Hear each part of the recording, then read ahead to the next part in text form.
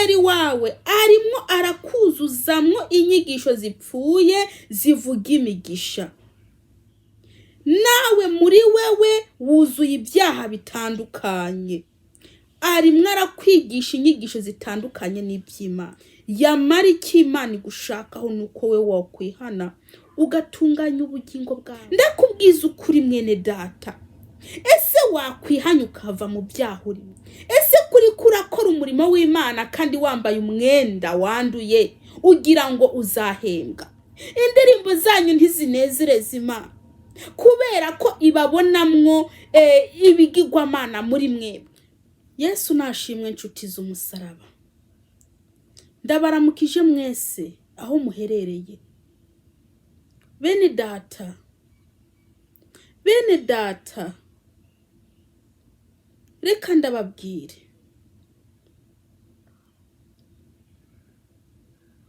ntimwibagire ko mwebwe muri kwisi ku mukataba.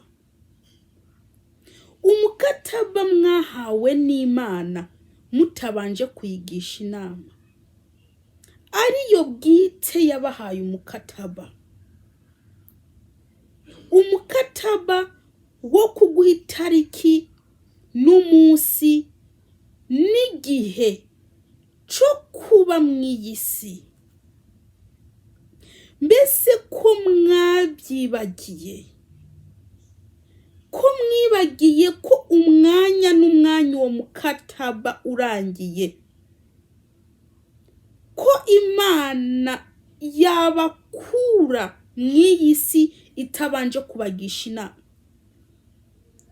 Ko mwabyibagiye?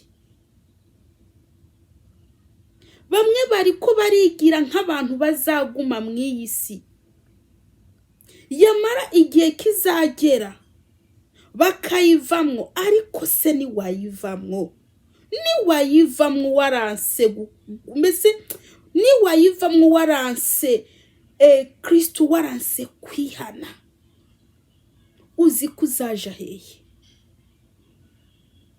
Aho uzaja ukwiye kuhakorera ukiri muzima. Ubu ukiri muzima.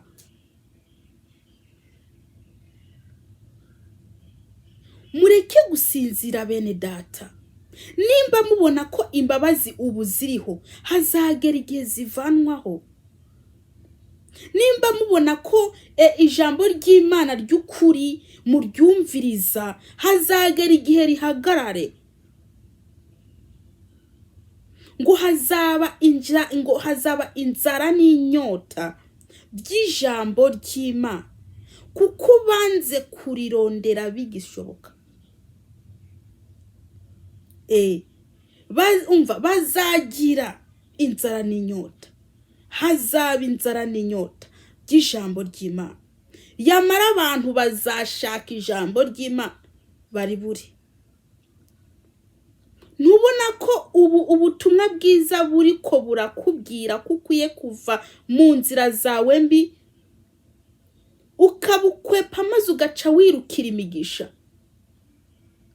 Imigisha niyo mw'isi kandi zo n'inyigisho za Shetani. Mwene data, kurugutura amatwi.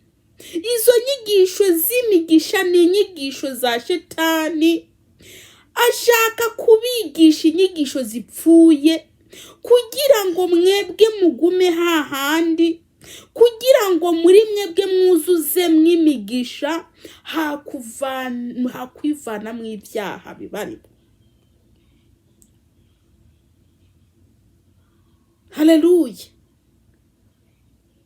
Mwene data uri muranyumviriza, yamara nimba ufite ubwenge wari ukwiye gutekereza iyo uzaje. Niba koko uri umuntu w'umunyabwenge wari ukwiye gutekereza iyo uzaje, kubera ko ntuzi umunsi n'isaha uzavira mu uwo mubiri. Wari ukwiye gutekereza, wari ukwiye kugaruka, wari ukwiye kwihana, maze ukakira Yesu Kristo nk'umwami n'umukiza wawe. Shetani ubu arimwo arashaka abo azicara ko kuri wa munsi.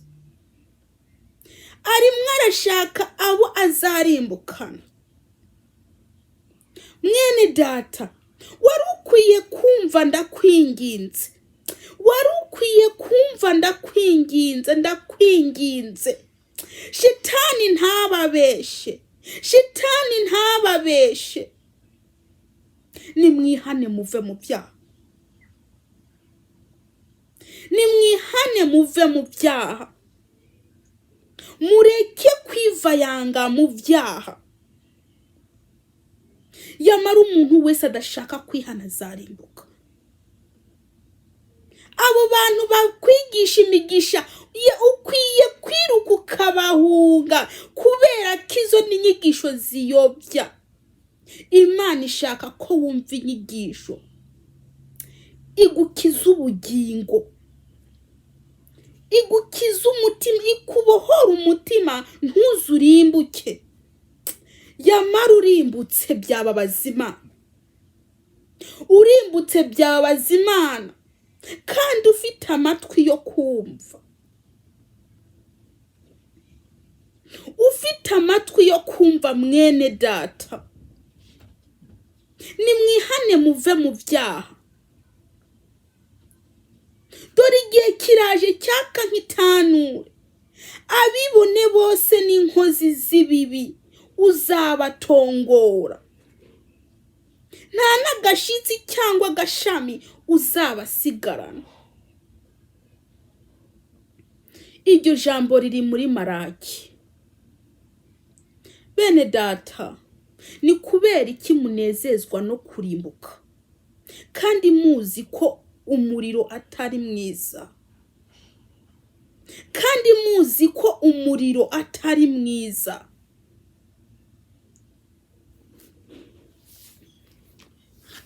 Ndakuzaniye ijambo ry'Imana,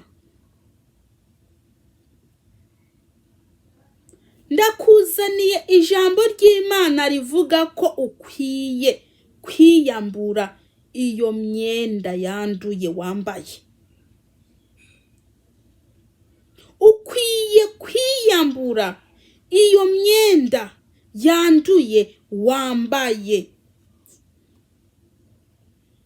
Turasoma mu gitabo cy'Itangiriro igice 35 ku murongo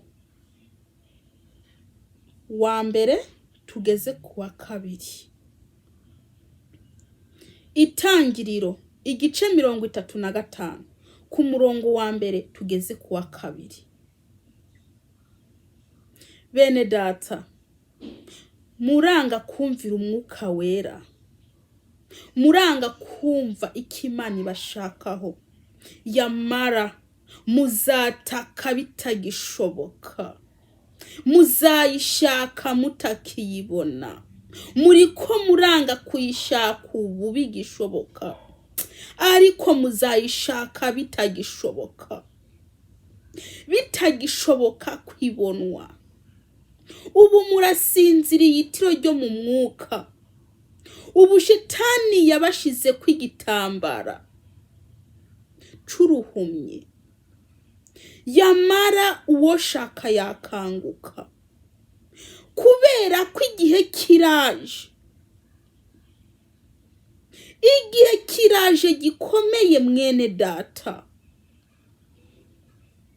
ku buryo uziruka ku bakozi b'Imana ngo bagusengere usanga amasengesho yarahise, ku buryo uziruka ku bavuga butumwa ngo bakubwire ijambo ry'Imana usanga ijambo ryarabavuyemwo, ryarasubiye kwa nyene ryo. Upfuka musabe Kristo imbabazi usanga imbabazi zaravanyweho.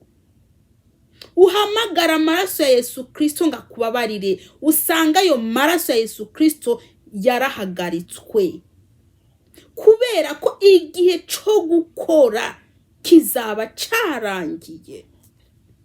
None mwene data, ko ugiye kujarajara, ko ugiye gutaka ata muntu azagutabara, ariko birababaje kuba ufite amatwi ukanga kumva kandi ntiwumvire. Birababaje.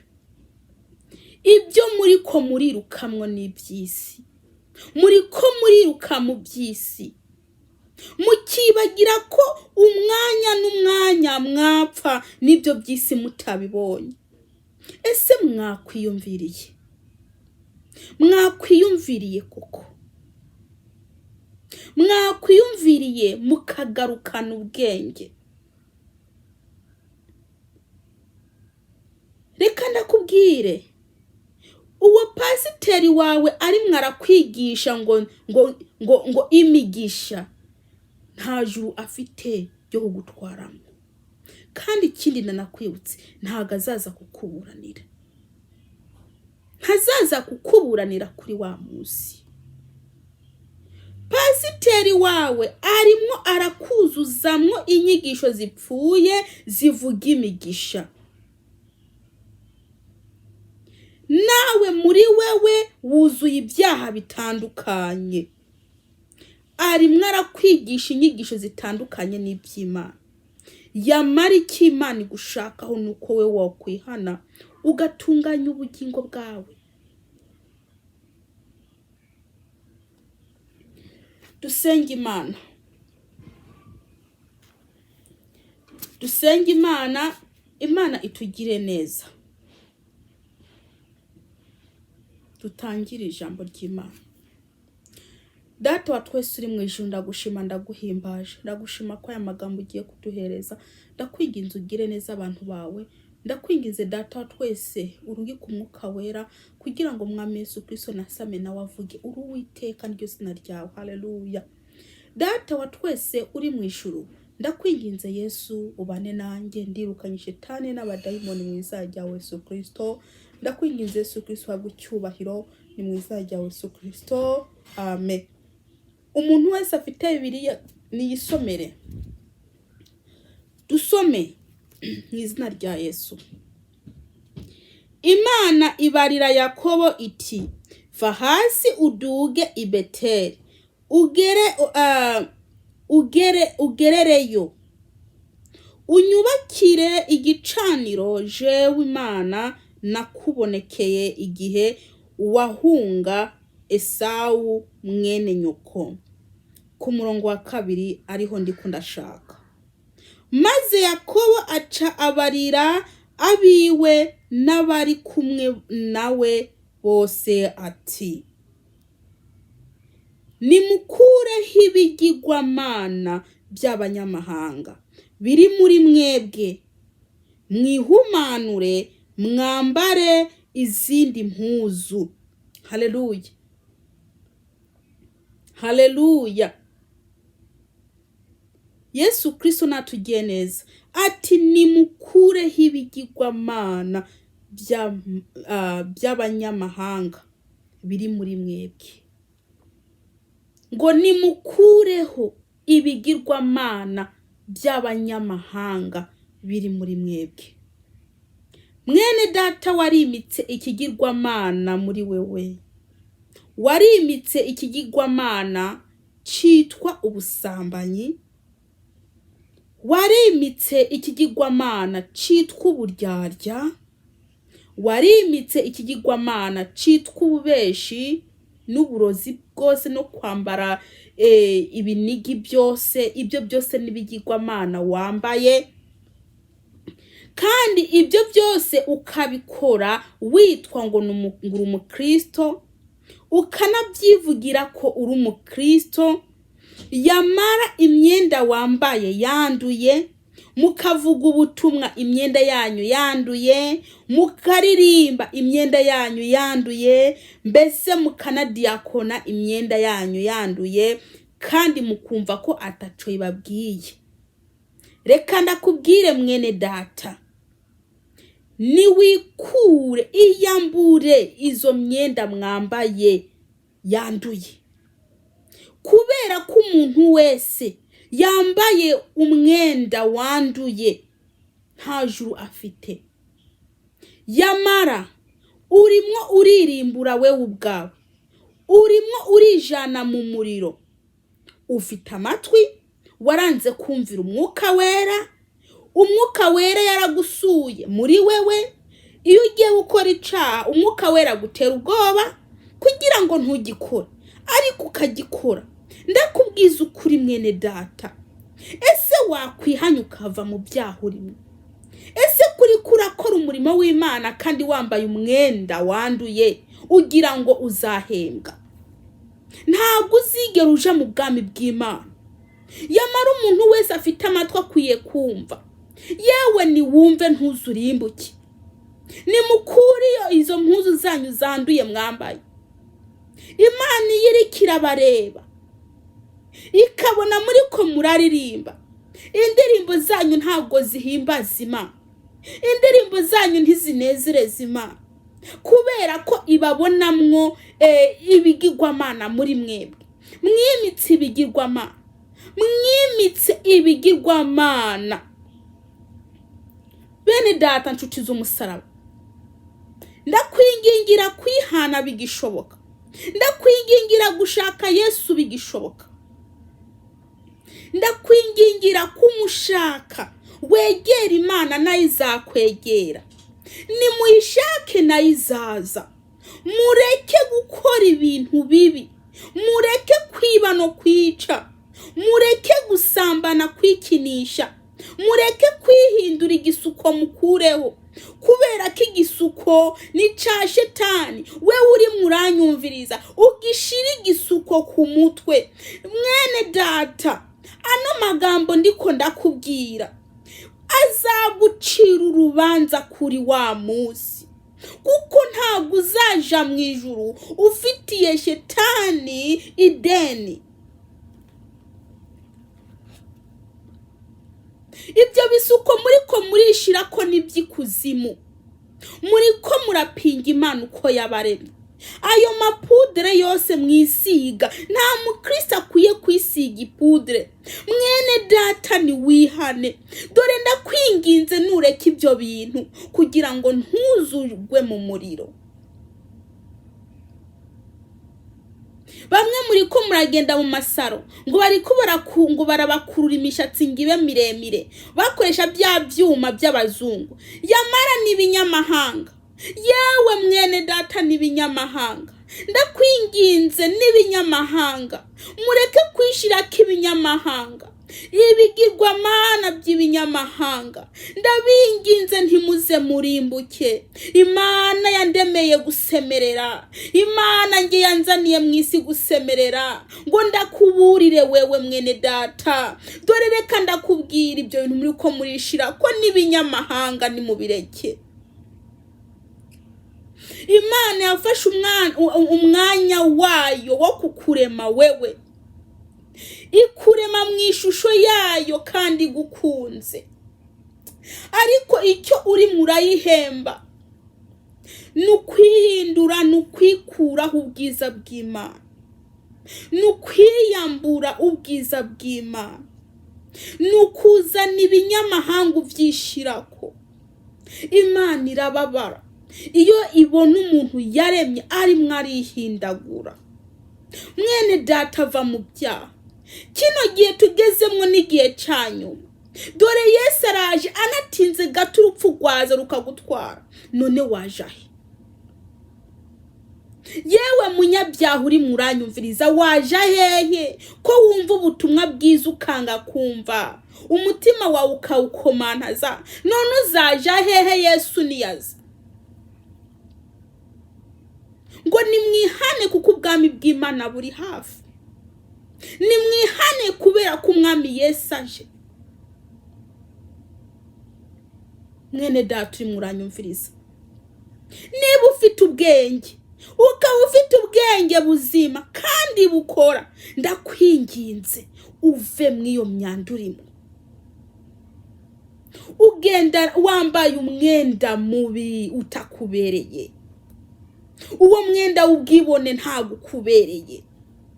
Uwo mwenda w'ubusambanyi ntukubereye. Ni wambara umwenda mwiza, ni wihane, wakira agakiza. Umwami Yesu abe umwami wawe n'umukiza wawe, umwemere mbe kumwirukana. Erega iyo ijambo ry'Imana rikujeho n'umwami Yesu aba ari mwaradodora mu mutima wawe, ariko wewe uguma umukingiraniye hanze, nushaka kumwemera ngo yinjire muri wewe, yamara uko urimo uramwangira niko nawe azakwanga kuri wa munsi, kuko ntuzavuga ngo ntiwabwiwe. Ntuzavuga ngo ntiwabwiwe. Reka ndakubwire ndanakwibutse, umwami Yesu ntabwo uzamubona mu muhanda ari mwaravuga ubutumwa. Umwami Yesu azavugira mu bantu bayo, cyangwa se mvuge mu bantu biwe. Iyi jambo ryo kwihana rikujeho aba ari umwami Yesu aba ari mwaradodora mu mutima wawe, ariko uguma ukomantaza umutima wawe, ntushaka ko yinjira, umugumiza hanze. Rero ndakubwire, uko uri kuragumiza hanze umwami Yesu niko nawe azakugumiza hanze, uzakomanga ntago azagufungurira, uzatakutambe nta mbabazi zizaba ziriho, yemwe ntago azagufungurira. Icyo naguhanura, wari ukwiye kumureka akinjira muri wewe. Fungura umuryango w'umutima wawe yinjire, ureke gukomantaza umutima. Bene data nshuti z'umusaraba, nimba mudashaka kwihana murarimbutse. Umuriro uriho urimo uracanwa, umuriro uriho urimo uracanwa kubera mwebwe mwanze kumva. Ariko kweri muri abakristo, mwitwa ngo muri abakristo. Umukristo nyakuri akora iby'Imana ikeneye. Umukristo nyakuri aramenya ko yakoze icyaha, akihana agasaba Imana imbabazi. Ariko mwebwe mukora ibyaha uyu munsi, ejo mukabikora ndongeye, mukaguma muri mu byaha, ntimushaka kwihana. Ese wabonye hehe umuntu agwa ntabyuke? Ko we waguye ukaguma urambaraye hasi. Yesu Kristo yashaka kuvyuruka ukanga, ukaguma wigiza uruzingo hasi. Yesu Kristo yatuma abakozi baye ngo bakubwire ubutumwa bwiza ubyuke. Reka da, ushaka guma wigiza uruzingo hasi, nushaka kuva hasi, nushaka kubyuka. Ye baba we, reka ndakubwire, nta muntu agwa ngo yange kubyuka. Nta muntu agwa ngo yange kubyuka. Nimba udashoboye kwibyuka, hariho abaza bakagufasha kubyuka.